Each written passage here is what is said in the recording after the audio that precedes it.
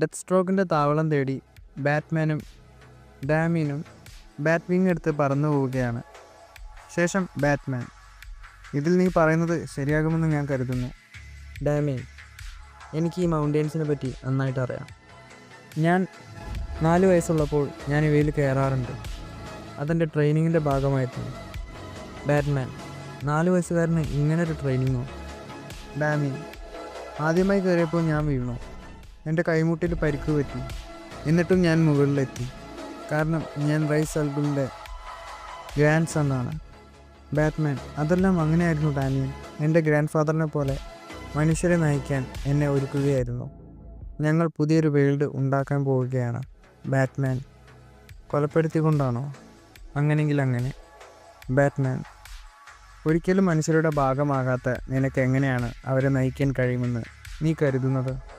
Damian: നിങ്ങളുടെ കാര്യമെന്താ? ഞാൻ കേട്ടതനുസരിച്ച് നിങ്ങളുടെ ചൈൽഡ്ഹുഡും അത്ര ഹാപ്പി ആയിരുന്നില്ലല്ലോ. ബാറ്റ്മാൻ: എനിക്കെൻ്റെ വേദനകളുണ്ടായിരുന്നു.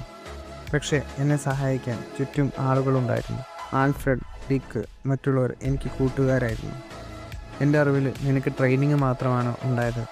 അങ്ങനൊരു ഡിഫറൻസ് ഉണ്ട് ഡാമിയൻ. ശേഷം ഡാമിയൻ: ആ കൊടിമുടികൾക്കപ്പുറം ഒരു കോട്ടയുണ്ട്.